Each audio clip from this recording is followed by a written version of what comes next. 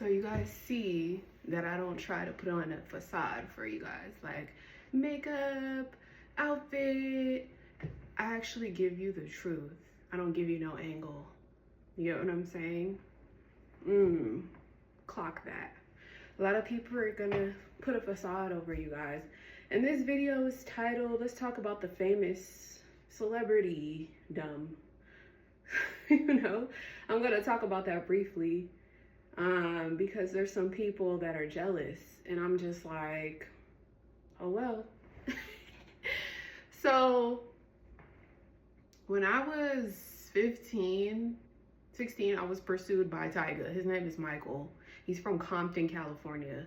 Before he was famous, when he was Gata's friend, he had a best friend named Gata.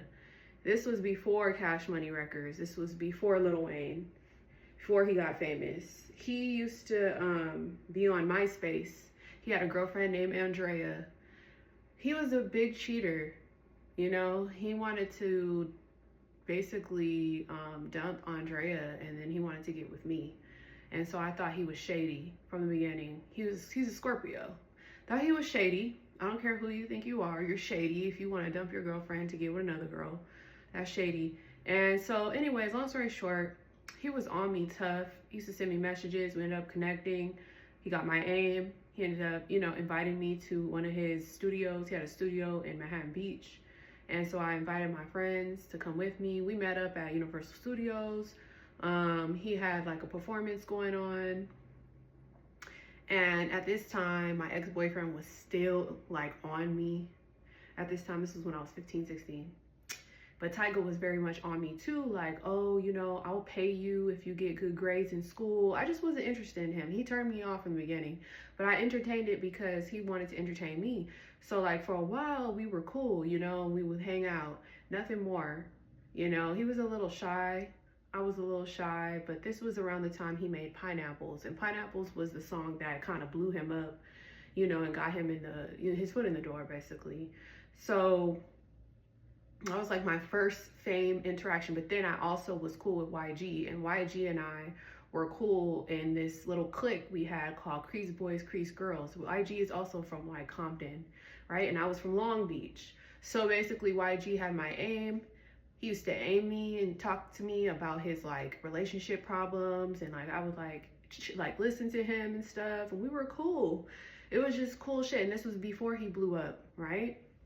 So after that, I ended up running into Lil Wayne on TMZ. We ended up being at the same place, same time. He was cool with me. He ended up dating a girl named Lauren, as you guys know, Lauren London. We ended up having the same name, so coincidental. Anyways, end up running into Drake and OVO, hanging out at Drake's house in Calabasas with the OVO crew. Whatever. It's a lot of famous people I can mention that I've met, that I've been around. I've been on TV with Steve Harvey, talked to Steve Harvey about relationships and stuff like that.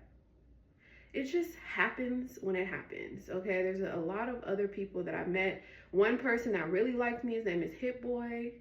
His real name is Chauncey. He took me on a few dates, went to his house a few times. He really liked me. He was a Gemini.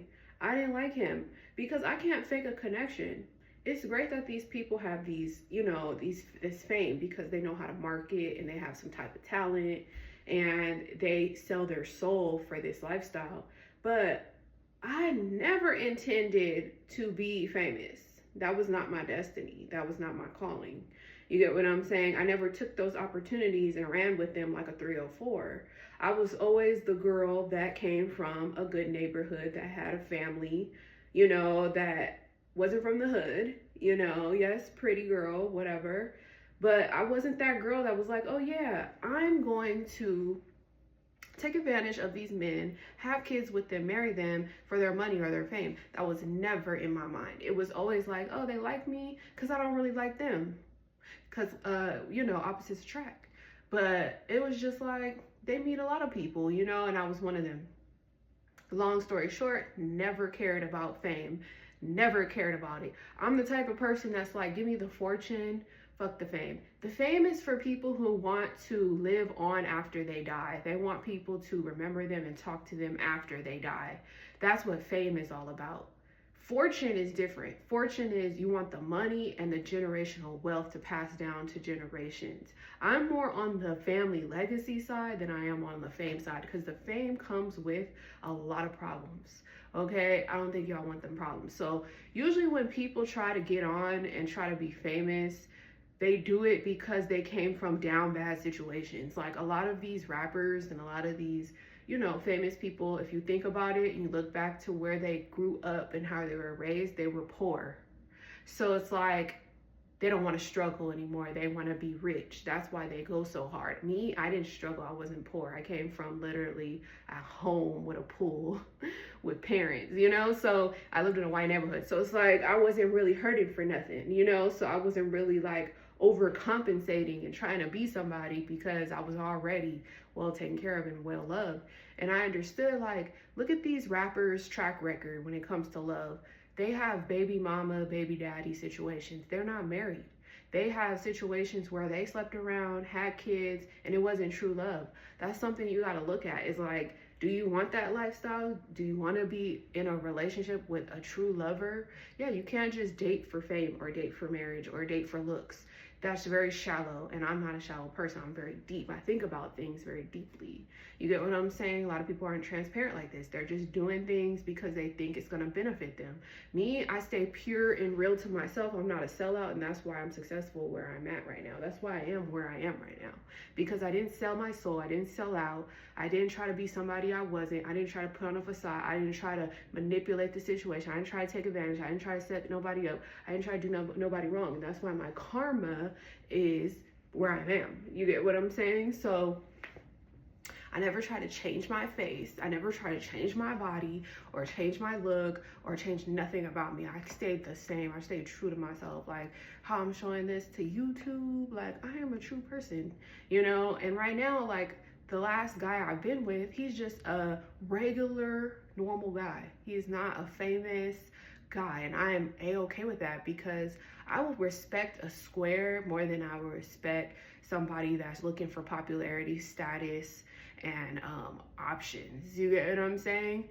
I respect somebody that's just a normal working person, you know, that has true feelings for me, that's respectful towards me and cares about me and is gentle to me. You get what I'm saying? So that's my little spiel when it comes to fame and celebrityism. I feel like they are just a walking business more so, and it's hard for them to differentiate like being a normal human versus being a celebrity. You get what I'm saying? Although I'm cool with Ray J, like, you know, I'm cool with Jim Jones. I've taken pictures with these people. I have videos with people. You get what I'm saying? They're just normal human beings, just like me. Whenever I interact with them, I treat them like normal people. I don't fan out. I have pictures with popular influence named K-Way. You know, he has this personality of TT. He just opened this seafood restaurant. I have a picture with him. I have a picture with several influencers, right? But these are just regular people, and all they're doing is really just marketing themselves to run a business, to gain fame. But look at me, I have all this without fame. And that just shows you people that are not famous still have money. You get what I'm saying? There's a lot of people who are behind the scenes who don't really care about that type of stuff, who have money. You know what I'm saying? And they earned it, they worked for it. And it's just like, you have to look at the fruits of people's labors. Bottom line. A lot of people who are famous rappers or actresses, they sell their soul to labels and like contracts, and they're stuck in things. And if they're independent, it's a little different, but it's a lot that comes with it, and you cannot be shallow. You know what I'm saying? So if you think about things on the surface, you won't get too far.